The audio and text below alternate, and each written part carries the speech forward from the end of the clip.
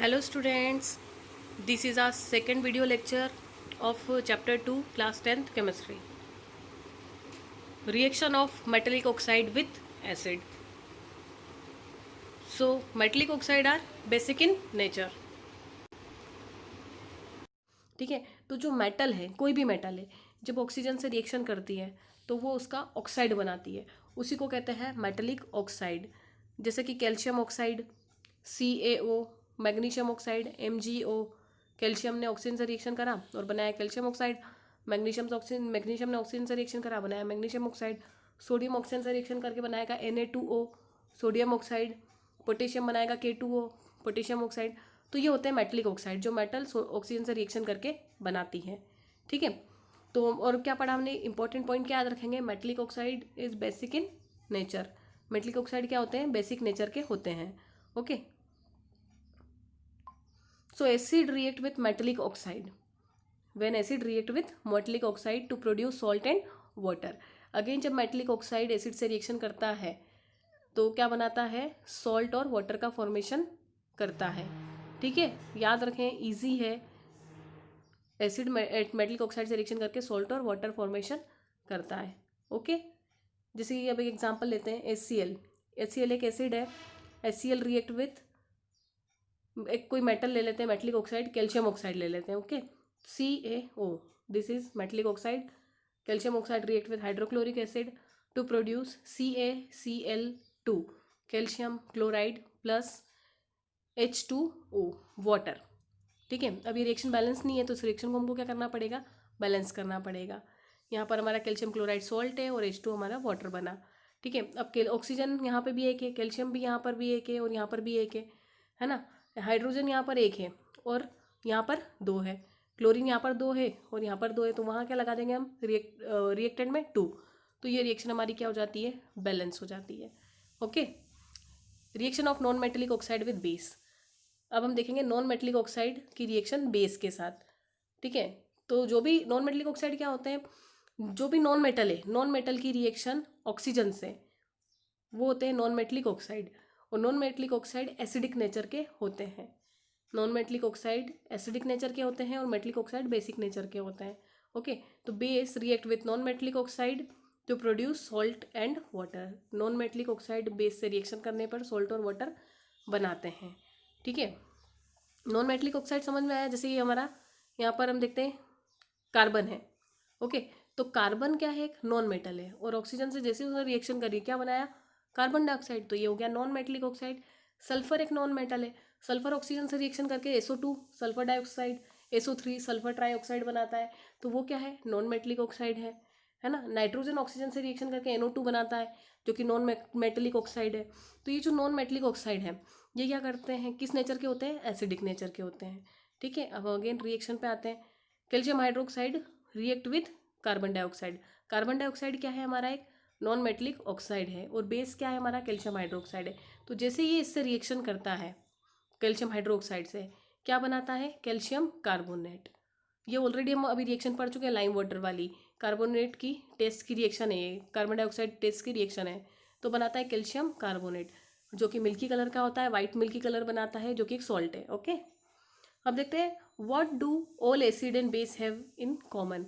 Acid और base में क्या कॉमन है ना। तो फर्स्ट देखते हैं हम, all acids have H+ ions.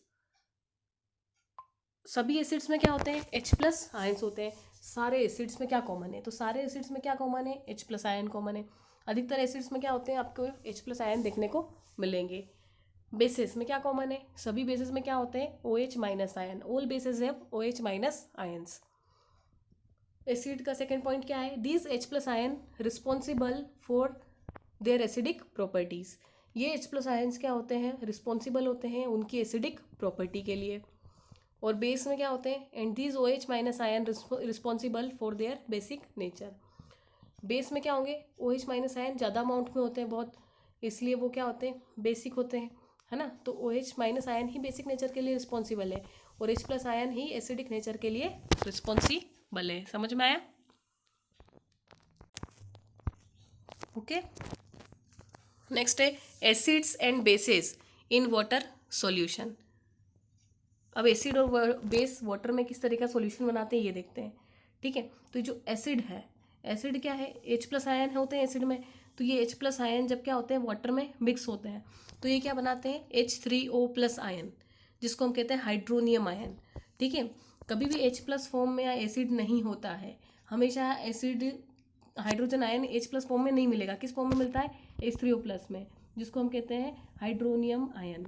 HCl जैसे ही वाटर से क्या कर रहा है, रिएक्शन कर रहा है, तो बना रहा है H3O+ प्लस Cl-, यानी कि H+ नहीं बनाता है, H+ होता ही नहीं है, वो क्या होता है H3O+ होता है, जिसको हम कहते हैं hydronium ion. Okay, H+ ion cannot exist alone, H+ ion अकेला रह ही नहीं सकता। Okay, they exist as H3O+ hydronium ion, ये अकेला नहीं रह सकता है, किस फॉर्म में रहता है H3O+, जिसको हम कहते हैं हाइड्रोनियम आयन। ठीक है, जैसे H+ H2O से रिएक्शन करेगा तो किस फॉर्म क्या बनाएगा H3O+, जो कि है हमारा hydronium ion. Okay, hydronium ion के फॉर्म में H+ रहता है, H+ के फॉर्म में नहीं मिलेगा आपको। ठीक है, वाटर के अंदर bases when dissolve in water gives OH- ion, जो बेसेस होते हैं वो वाटर में डिजोल्व होने के बाद क्या देते हैं, OH- आयन रिलीज करते हैं। NaOH जब वाटर से रिएक्शन करेगा, यानी वाटर में ऐड करेंगे, एक और सॉल्यूशन बनाएंगे, तो कन्वर्ट हो जाएगा किसमें, Na+ प्लस OH- में। ठीक है, जब NaOH की वाटर से रिएक्शन होगी तो क्या बनाएगा वो Na+ एंड OH-। ओके, समझ में आ रहा है। ठीक है, नेक्स्ट है यूनिवर्सल इंडिकेटर। नेक्स्ट टॉपिक है हमारा universal indicator. It is a mixture of several indicators. ये क्या होता है, अलग अलग इंडिकेटर्स का मिक्सचर होता है। ठीक है, इंडिकेटर्स हम ऑलरेडी पढ़ चुके हैं, आपको पता है। ठीक है, it shows different colour at different concentration of H+ ion in its solution. क्या करता है ये, क्या करता है ये H+ ion different different concentration के लिए डिफरेंट डिफरेंट कलर को शो करता है। It show different colour at different concentration of H+ ion in its solution. समझ में आया, अलग अलग कंसंट्रेशन पे अलग अलग कलर शो करता है। ठीक है, ये आपको दिख रही है pH स्केल है। pH का फुल फॉर्म होता है हाइड्रोनियम पोटेंशियल, है ना। pH स्केल किसने दी थी, सोरेनसन ने। ठीक है, सोरेनसन साइंटिस्ट का नेम है जिन्होंने pH स्केल दिया था। ठीक है, इस स्केल में क्या होता है, 0 से लेकर 14 तक का ये स्केल होता है। ठीक है, 7 में क्या होता है, 7 पे ये न्यूट्रल होता है। ठीक है, 7 पे क्या होता है, ये न्यूट्रल होता है। और 0 to 14 के स्केल में 7 पे न्यूट्रल होता है, और 0 से 7 के बीच का जो स्केल है वो एसिडिक नेचर को शो करता है, और 7 to 14 के बीच का जो स्केल है वो हमारे बेसिक नेचर को शो करता है। अब जो स्केल है पूरी हाइड्रोजन आयन की कंसंट्रेशन पर ही बेस्ड है। अब हमने तो देखा था कि बेस में OH- आयन होते हैं। ठीक है, यहाँ OH- आयन की तो बात कर ही नहीं रहे हैं, H+ आयन की बात कर रहे हैं। तो क्या होता है कि जब 7 से 0 की साइड आप बढ़ते हैं, 7 से 6 लेफ्ट हैंड साइड, 7 से कहाँ जाते हैं हम, लेफ्ट हैंड साइड की साइड जाते हैं, यानी कि 0 साइड की साइड मूव करते हैं। तो क्या होता है, H+ आयन की कंसंट्रेशन में इंक्रीज होता जाता है। धीरे धीरे H+ आयन की कंसंट्रेशन क्या होती जाती है, इंक्रीज होती जाती है, और एसिडिक कैरेक्टर भी क्या होता जाता है, इंक्रीज हो जाता है। जब 7 से हम लेफ्ट साइड चलते हैं तो H+ आयन की कंसंट्रेशन इंक्रीज होती है, और एसिडिक नेचर भी क्या होता है, इंक्रीज होता है। और जैसे हम 7 से 14 की साइड जाते हैं, यानी कि अब राइट हैंड साइड की साइड मूव करते हैं, तो बेसिक नेचर इंक्रीज होता है। बेसिक नेचर इंक्रीज होता है मतलब कि H+ आयन की कंसंट्रेशन धीरे धीरे डिक्रीज होती जाती है। देख रहे हैं आपको यहाँ ब्लू वाला, आपको इस वाइट वाले डायग्राम में देखें दो अलग अलग कलर शो हो रहे हैं। वाइट वाइट शो कर रहा है OH- आयन को, और ब्लू शो कर रहा है H+ को। ये ब्लू क्या कर रहा है, H+ को शो कर रहा है, और जो आपका वाइट वाला है वो OH- को शो कर रहा है। ठीक है, जैसे ही हम लोग क्या कर रहे हैं, 7 से 0 की साइड जा रहे हैं, तो OH- आयन की कंसंट्रेशन क्या हो रही है, डिक्रीज हो रही है, और H+ आयन की कंसंट्रेशन क्या हो रही है, इंक्रीज हो रही है। दिख रहा है आपको, ब्लू वाला इंक्रीज हो रहा है, वाइट वाला डिक्रीज हो रहा है। समझ में आ रहा है। तो OH- की कंसंट्रेशन डिक्रीज हुई, लेकिन H+ की क्या हो रही है, इंक्रीज हो रही है। ओके, तो इसलिए हम क्या कहते हैं, 0 to 7 क्या है, एसिडिक नेचर को शो करता है।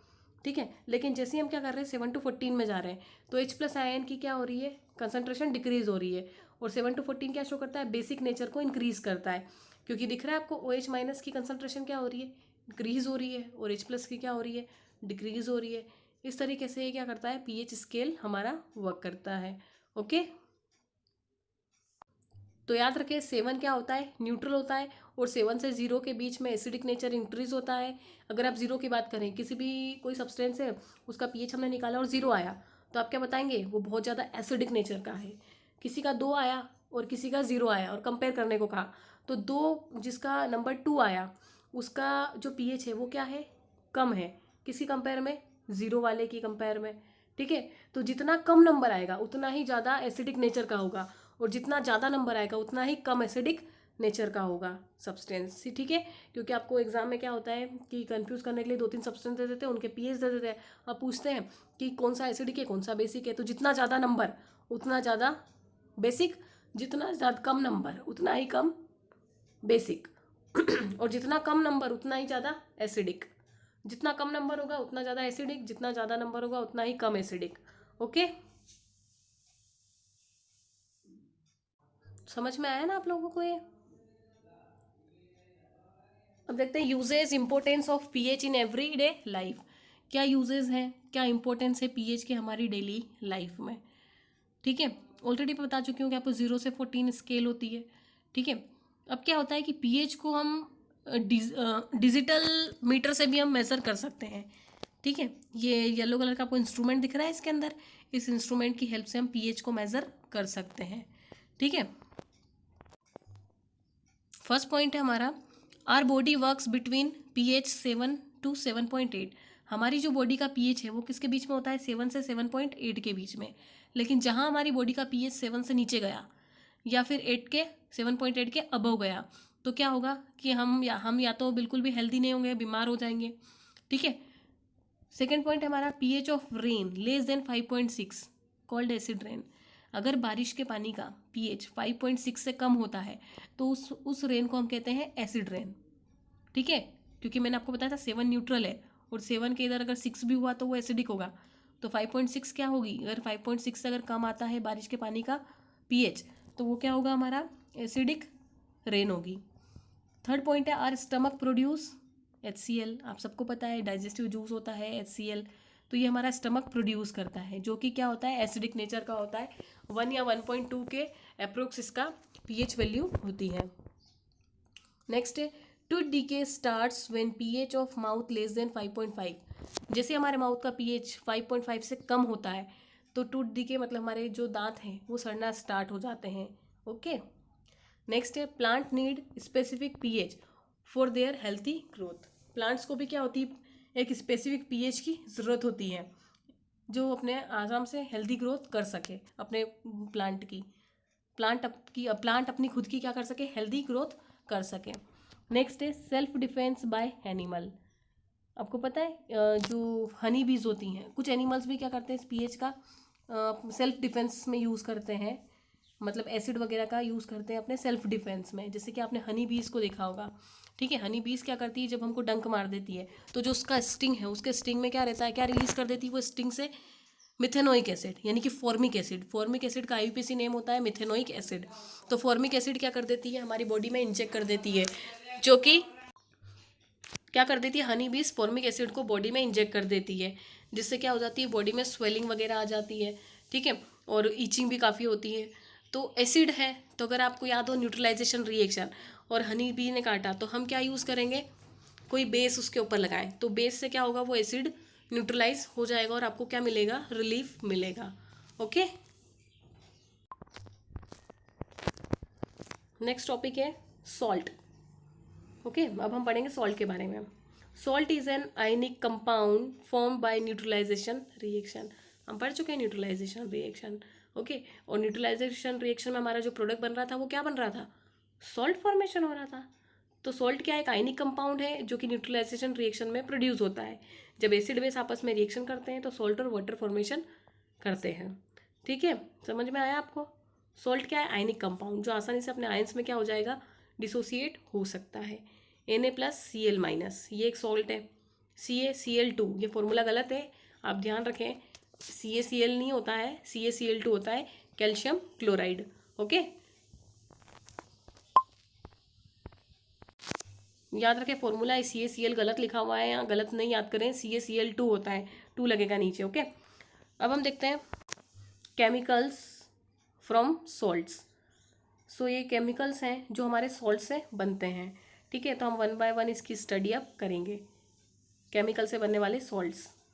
सो फर्स्ट है हमारा sodium hydro oxide. Okay, chemicals from common salt. Okay, first है हमारा सोडियम हाइड्रोक्साइड, NaOH, है ना। इसका फॉर्मेशन देखेंगे किससे, हम कॉमन सोल्ट से, और NaOH को हम कॉस्टिक सोडा भी कहते हैं। कैसे बनता है देखते हैं। When electricity pass through an aqueous solution of NaCl it decomposes to form NaOH। जब हम सोडियम क्लोराइड के एक्वस सॉल्यूशन में, सोडियम क्लोराइड का एक्वस सॉल्यूशन मतलब सोडियम क्लोराइड को हमने वाटर में ऐड करा तो बना एक्वस सॉल्यूशन। उसमें हम क्या करेंगे, जब इलेक्ट्रिसिटी को पास करेंगे तो इलेक्ट्रिसिटी पास करने से वो डिकम्पोज हो जाएगा और बनाएगा NaOH, सोडियम हाइड्रो ऑक्साइड बनाएगा। समझ में आया। NaCl हमारा कॉमन सॉल्ट है। ठीक है, इसकी रिएक्शन हमने किससे करवाई, वाटर से करवाई। जैसे NaCl वाटर से रिएक्शन करा और एक बार सॉल्यूशन बनाया और हमने उसमें इलेक्ट्रिसिटी पास करी तो क्या बना, NaOH, क्लोरीन गैस और हाइड्रोजन गैस का फॉर्मेशन होता है। ठीक है, तो ये है कॉमन सोर्स से बनने वाला केमिकल हमारा कॉस्टिक सोडा NaOH। जो क्लोरीन गैस है वो कहाँ रिलीज होती है, हमारी एनोड पे रिलीज होती है, और जो हाइड्रोजन गैस है वो हमारी कैथोड पे रिलीज होती है। ओके, समझ में आ रहा है। और जो NaOH है वो हमारा कहाँ बनेगा, आपका NaOH क्या है, हमारा कॉस्टिक सोडा है, और ये हमारा कहाँ पर बनेगा, आपका कैथोड पे। ठीक है, अब हम देखते हैं यूजेस, इसके क्या यूजेस है। तो फर्स्ट है, it is use to make soap and detergent. It is use to make soap and detergent. जो कॉमन जो कॉस्टिक सोडा है, कॉस्टिक सोडा का यूज़ सोप और डिटर्जेंट बनाने में किया जाता है। सेकेंड है, it is use in paper manufacturer, paper बनाने में भी इसका यूज़ किया जाता है। Third, it is use in oil refining, oil refining process में भी कॉस्टिक सोडा यानी कि NaOH, सोडियम हाइड्रोक्साइड का यूज़ किया जाता है। It is use in PVC manufacturer, PVC का जो पाइप होते हैं, पॉलीविनाइल क्लोराइड के जो पाइप बनते हैं उसमें भी क्या होता है, सोडियम हाइड्रोक्साइड का यूज़ किया जाता है। And also use as a pesticides. Pesticides क्या होते हैं, कीड़े मकोड़ों को मारने की जो दवाइयाँ होती है उसमें भी क्या होता है, सोडियम हाइड्रोक्साइड का यूज़ किया जाता है। ओके, तो ये थे NaOH कॉस्टिक सोडा के यूज़। ओके, ठीक है, अब हमारा क्या है, नेक्स्ट है bleaching powder. Next chemical compound क्या है, ब्लीचिंग पाउडर। ब्लीचिंग पाउडर का जो फॉर्मूला होता है वो क्या होता है, CaOCl2। इसका एक और नेम है कैल्शियम ऑक्सी क्लोराइड। ठीक है, it is produce by the action of chlorine on dry slaked lime. ये कैसे बनता है, जब chlorine gas dry slaked lime, calcium hydroxide, इसको लाइम वाटर भी कहते हैं। ठीक है, तो जब लाइम वाटर में क्लोरीन हम ऐड करते हैं तो ये बनाता है CaOCl2, कैल्शियम ऑक्सीक्लोराइड का फॉर्मेशन करता है, जिसको हम कहते हैं ब्लीचिंग पाउडर, और वाटर फॉर्मेशन करता है। ठीक है, स्लेग्ड लाइम को हम लाइम वाटर भी कहते हैं, lime water, slaked lime, calcium hydroxide, सब नेम है इसके, है ना। जब ये क्लोरीन से रिएक्शन करता है तो क्या करता है, कैल्शियम ऑक्सीक्लोराइड, ब्लीचिंग पाउडर और वाटर फॉर्मेशन करता है। ठीक है, ये इंडस्ट्री में 2 प्लांट होते हैं इसके, बेकमैन प्लांट और हसन क्लेवर प्लांट। इन 2 प्लांट में कैल्शियम ऑक्सीक्लोराइड यानी कि ब्लीचिंग पाउडर का फॉर्मेशन होता है। ठीक है, इनके इंस्ट्रूमेंट है बेकमैन प्लांट और हसन क्लेवर प्लांट। ये इंडस्ट्रियल लेवल पे इनमें क्या बनता है, ब्लीचिंग पाउडर का फॉर्मेशन होता है। अब देखते हैं हम यूजेस। तो bleaching cotton and linen in industry. जो कॉटन और लिनेन है इंडस्ट्री लेवल पे उसको ब्लीच करने में इसका यूज़ करते हैं। Bleaching wood pulp in paper factory, paper factory में वुड पल्प को ब्लीच करने में इसका यूज़ करते हैं। ठीक है, oxidizing agent in chemical industry, chemical industry में एज अ ऑक्सीडाइजिंग एजेंट इसको यूज़ करते हैं, क्योंकि कैल्शियम ऑक्सीक्लोराइड क्या करता है, ऑक्सीडेशन का काम करता है। थर्ड है नेक्स्ट है fourth, disinfecting drinking water. Bleaching powder का यूज़ हम वाटर को क्लीन करने में भी करते हैं, वाटर को डिसइंफेक्ट करने में भी यूज़ किया जाता है। ठीक है, वाटर क्लीन करने में, प्यूरिफाई करने में भी इसका यूज़ हम करते हैं। ओके, समझ में आया bleaching powder. Next is baking soda. Next क्या है, NaHCO3, sodium by carbonate. Baking soda का एक और नेम क्या होता है, सोडियम बाई कार्बोनेट। या फिर सोडियम हाइड्रोजन कार्बोनेट। ओके, तो क्या होता है, कैसे बनता है बेकिंग सोडा? NaCl यानी कि ब्राइन, NaCl का एक और नेम होता है ब्राइन। NaCl का क्या होता है, सॉल्यूशन बनाते हैं वाटर से रिएक्शन करवा के, फिर उसमें CO2 और NH4 प्लस आयन को क्या करते हैं, हम पास करते हैं। यहाँ पर NH4 दिख रहा है आपको, ये थोड़ा सा गलत है, या तो आप यहाँ पर NH3 अमोनिया लिखें या फिर NH4 प्लस आयन लिखें, लेकिन हम ये रिएक्शन दो रिएक्शन का मिक्सचर ले रहे हैं तो यह NH4 प्लस आयन आएगा। ठीक है, और क्या बनाता है ये, ammonium chloride, NH4Cl, sodium hydrogen carbonate, ये बेकिंग सोडा का फॉर्मेशन होता है। समझ में आ रहा है आपको? ठीक है, ये है NaHCO3 बेकिंग सोडा। ठीक है, क्या करेंगे, NaCl की रिएक्शन किससे करवाया आपने, वाटर से, है ना, एक बार सॉल्यूशन बनाया, अब इसमें क्या करा आपने, CO2 को ऐड कर दिया और प्लस अमोनियम आयन ऐड करा, NH4 प्लस। ठीक है, ये आपका क्या है, रिएक्टेंट्स है। जैसे आपने क्या करे, रिएक्टेंट्स ऐड करे, ठीक है, तो क्या होता है, जैसे आपने रिएक्शन करवाई तो क्या बनेगा आपका, NH4, यहाँ से निकलेगा आपका Cl माइनस आयन और ये NH4 प्लस, तो ये बनाएगा NH4Cl, अमोनियम क्लोराइड। ठीक है, बनाया अमोनियम क्लोराइड, और फिर क्या करा आपका, क्या बना एक और, प्लस NaHCO3, क्या बना आपका, NaHCO3, जो कि क्या है आपका बेकिंग सोडा का फॉर्मेशन होता है। तो आप याद रखें, ये NH4 प्लस होता है, ठीक है, इसके ऊपर प्लस चार्ज आता है, इसको कहते हैं अमोनियम आयन। ओके,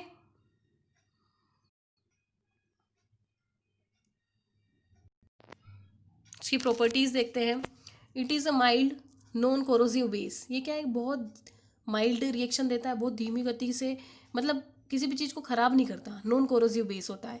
जैसे कुछ चीज़ कोरोसिव होती है ना, जो किसी, जैसे कोई एसिड है, हमने किसी मेटल पे डाल दिया तो उसको ख़राब कर देता है, लेकिन ये क्या होता है, नॉन कोरोसिव बेस है, ये किसी भी चीज़ को ख़राब नहीं करता है। सेकेंड प्रॉपर्टी इसकी है, when it is heated during cooking, जब हम इसको क्या करते हैं, कुकिंग के टाइम हीट करते हैं, तो ये किस में कन्वर्ट हो जाता है, सोडियम कार्बोनेट में कन्वर्ट हो जाता है। किस में, सोडियम कार्बोनेट, Na2CO3 में। ये देखो आप reaction, 2NaHCO3, sodium by carbonate को जब हम हीट करते हैं तो किस में कन्वर्ट होता है, Na2CO3, सोडियम कार्बोनेट बना लेता है, और हाइड्रोजन और सॉरी वाटर और कार्बन डाइऑक्साइड रिमूव हो जाते हैं इसमें से। ठीक है, नेक्स्ट है इसके यूजेस। फर्स्ट पॉइंट है इसका, एन इंग्रेडिएंट एंटा एसिड्स। ठीक है, एंटा एसिड में एज ए इंग्रेडिएंट इसका यूज़ किया जाता है। एंटा एसिड्स क्या होते हैं, जब हमारे स्टमक में एसिडिटी बढ़ जाती है, ठीक है, जैसे कि उल्टी है, खट्टी डकारें आना स्टार्ट हो जाती है, वॉमिटिंग वगैरह होती है, तो उस क्या क्यों होती है वो, क्योंकि हमारा जो फूड है वो डाइजेस्ट नहीं हो पाता है, तो हमारा जो हाइड्रोक्लोरिक एसिड है, डाइजेस्टिव जूस है, वो ज़्यादा अमाउंट में सिक्रीट होने लग जाता है, तो ठीक है, जिससे हमको खट्टी खट्टी डकारें आना स्टार्ट हो जाती है।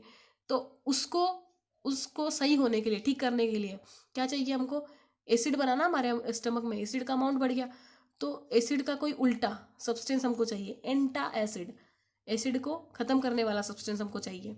ठीक है, तो तो भी एसिड बढ़ा, तो एसिड को न्यूट्रलाइज करने के लिए हमको क्या चाहिएगा, सब एक सी बात है, हमको क्या चाहिए, बेस चाहिए, बेस की रिक्वायरमेंट है। ठीक है, तो ये सोडियम बाइकार्बोनेट क्या है, बेस है, तो हम इसको ले लेते हैं, तो एज ए एंटा एसिड ये वर्क करता है, और वो एसिड को न्यूट्रलाइज कर देता है, और जो आपके स्टमक में जलन वगैरह हो रही है, इन्फ्लेमेशन, वो ठीक हो जाता है। ठीक है, तो एंटा एसिड्स के अंदर ये एज ए इंग्रेडिएंट भी यूज़ होता है। एक नेक्स्ट है, used in a fire extinguisher, fire extinguisher में भी इसका यूज़ किया जाता है। जब इसकी रिएक्शन एसिड से की जाती है तो CO2 रिलीज होती है फायर एक्सटिंग्यूशर में, तो वो CO2 क्या करती है, आग बुझाने का काम करती है। ठीक है, थर्ड है, for making baking powder, sodium bicarbonate baking सोडे का यूज़ बेकिंग पाउडर बनाने में किया जाता है। अब याद रखें, बहुत सारे बच्चों को पता ही नहीं होता है, इवन गर्ल्स को भी, जो अपने किचन में यूज़ भी करती हैं, कि बेकिंग सोडा क्या है और बेकिंग पाउडर क्या है। बेकिंग सोडा अलग होता है और बेकिंग पाउडर क्या होता है, अलग होता है। तो बेकिंग सोडा क्या है अपना, NaCO3, सोडियम बाइकार्बोनेट क्या है, बेकिंग सोडा है, और बेकिंग सोडे की हेल्प, बेकिंग पाउडर बेकिंग सोडे की हेल्प से बनाया जाता है। ठीक है, तो बेकिंग पाउडर में क्या होता है, बेकिंग सोडा तो होता ही होता है, NaCO3 तो होता ही है, साथ में उसमें टार्ट्रिक एसिड भी होता है, जो कि हमको इमली से मिलता है। ठीक है, तो टार्ट्रिक एसिड और बेकिंग सोडा दोनों मिलके क्या बनाते हैं, बेकिंग पाउडर बनाते हैं। Okay, use of baking powder, आप सबको पता है बेकिंग पाउडर का यूज़ क्या होता है, केक बनाने में, ब्रेड बनाने में, है ना, उनको सॉफ्ट बनाने में होता है। ओके, समझ में आया बेकिंग सोडा पूरा? नेक्स्ट टॉपिक है हमारा वॉशिंग सोडा। वॉशिंग सोडा का फॉर्मूला क्या है? Na2CO3.10H2O। ठीक है, इसमें क्या होता है? 10H2O को क्या बोलते हैं? डेकाहाइड्रेट। डेकाहाइड्रेट मतलब 10 वाटर मॉलिक्यूल क्या होते हैं इसके अंदर ऐड होते हैं। सोडियम कार्बोनेट में 10 वाटर मॉलिक्यूल ऐड हो जाते हैं तो उसको कहते हैं हम वॉशिंग सोडा। ओके, अगर 10 वाटर मॉलिक्यूल अगर उसमें नहीं है तो आप उसको वॉशिंग सोडा नहीं कह सकते। ओके, कैसे बनता है? Recrystallisation of sodium carbonate gives washing soda. जब हम सोडियम कार्बोनेट का रिक्रिस्टलाइजेशन करते हैं तब हमको क्या मिलता है? वॉशिंग सोडा मिलता है।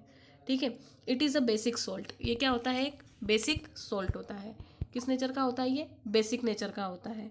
ठीक है, जैसे हमने क्या करा, सोडियम कार्बोनेट Na2CO3 की रिएक्शन किससे करवाई? 10H2O से करवाई। ठीक है, तो क्या हुआ? हमको क्या मिला? Na2CO3.10H2O, जो कि क्या है हमारा? Washing soda. समझ में आया आपको? सोडियम कार्बोनेट जैसे 10 वाटर मॉलिक्यूल से रिएक्शन करेगा तो हमारा क्या बनाएगा? ये Na2CO3.10H2O वॉशिंग सोडा का फॉर्मेशन करता है। ओके, ये फॉर्मूला है वॉशिंग सोडा का, याद रखें। अब देखते हैं इसके uses. In glass, soap and paper industry. Washing soda का use glass industry, soap industry और पेपर इंडस्ट्री में किया जाता है। ठीक है, सोप फॉर्मेशन भी होता है पेपर इंडस्ट्री में, पेपर बनाने में इसका यूज़ किया जाता है। ठीक है, सेकेंड है मैन्युफैक्चरर ऑफ बोरेक्स। ठीक है, बोरेक्स क्या है? एक बोरेक्स सब्सटेंस होता है, ठीक है, जिसको बनाने में भी सोडियम कार्बोनेट डेकाहाइड्रेट का यूज़ किया जाता है। नेक्स्ट है cleaning agent in houses. Washing soda का यूज़ हाउसेज में जो क्लीनिंग एजेंट के फॉर्म में किया जाता है, किसी भी चीज़ों को क्लीन करने में इसका यूज़ किया जाता है। नेक्स्ट है रिमूविंग हार्डनेस ऑफ वाटर। कोई भी वाटर है, वाटर में हार्डनेस होता है, हार्ड वाटर और सॉफ्ट वाटर अलग अलग होता है, तो वो जो हार्ड वाटर होता है उसकी हार्डनेस को रिमूव करने के लिए भी वॉशिंग सोडा का यूज़ किया जाता है। ओके, समझ में आया ये टॉपिक?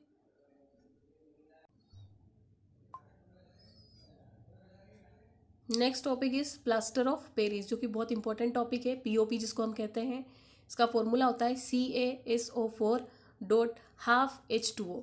ये पीओपी का फॉर्मूला होता है, आप याद रखें, हाफ H2O होता है। कैल्शियम सल्फेट डॉट हेमीहाइड्रेट जिसको हम कहते हैं, है ना, hemi means half, hemihydrate, hydrate means water, CaSO4.12H2O। कैसे बनता है? When heating gypsum. जिप्सम क्या होता है? एक सब्सटेंस होता है जिसको हम वाटर वगैरह उसमें ऐड कर दे तो जम जाता है ऐसा का ऐसा। ठीक है, इसका फॉर्मूला होता है CaSO4। जैसे आपने सीमेंट वगैरह देखा होगा ना, सीमेंट में होता है जिप्सम, CaSO4.2H2O इसका फॉर्मूला होता है। ये जिप्सम का फॉर्मूला है 2H2O। जब इसमें से हाफ H 1.5 H2O, 1.5 H2O निकाल दें तो आपका बन जाता है पीओपी। ठीक है, तो जब हम जिप्सम को हीट करते हैं 100 डिग्री सेल्सियस पर, ठीक है, 373 केल्विन पर, या तो 100 डिग्री बोलो या 373 केल्विन बोलो, तो it loses water molecule and become POP. क्या होता है? जब हम जिप्सम को हीट करते हैं 100 डिग्री सेल्सियस पर तो ये इसके अपने वाटर मॉलिक्यूल क्या कर देता है? लूज कर देता है और बनाता है पीओपी, प्लास्टर ऑफ पेरिस में कन्वर्ट हो जाता है। ठीक है, समझ में आ रहा है? It is a white powder on mixing with water, it changes in gypsum. ये क्या होता है? वाइट पाउडर होता है, जब हम पीओपी में वापस से वाटर ऐड कर देते हैं तो ये किस में कन्वर्ट हो जाता है? जिप्सम में कन्वर्ट हो जाता है। ठीक है, CaSO4.12H2O, it is the formula of POP, plaster of Paris का फॉर्मूला है। जैसे हमने 1.5 H2O इसमें ऐड करा, ठीक है, 1.5 H2O इसमें हाफ H2O में ऐड करेंगे तो किस में कन्वर्ट हो जाएगा? 2H2O में।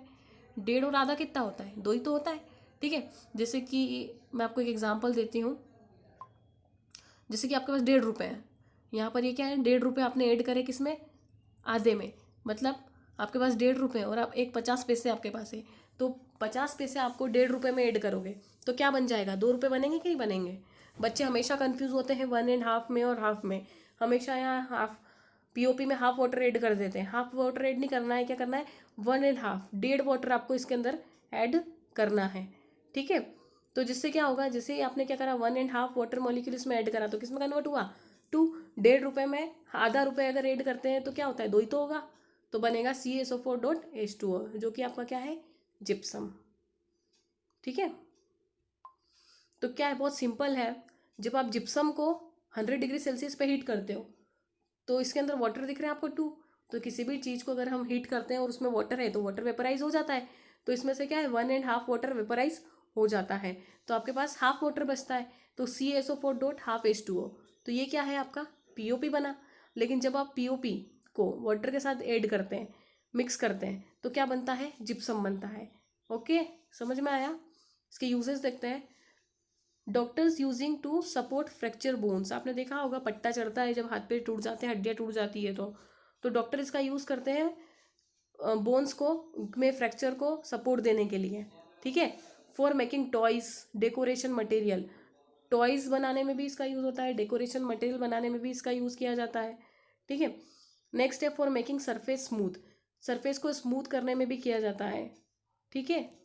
देखा होगा आपने छत पे हम सीलिंग करवाते हैं, PVC सीलिंग, POP सीलिंग करवाते हैं, PVC की नहीं बात कर रहे हैं हम, POP की बात कर रहे हैं। तो वो क्या करता है, हमारे जो सरफेस, जो हमारी फ्लोर है उसका क्या कर देता है, सरफेसिंग, उसका जो टेक्सचर है उसको कैसा कर देता है, स्मूथ कर देता है। ओके, तो ये था हमारा प्लास्टर ऑफ पेरिस, और इसी के साथ ही हमारा चैप्टर 2 कंप्लीट होता है। Okay, good luck.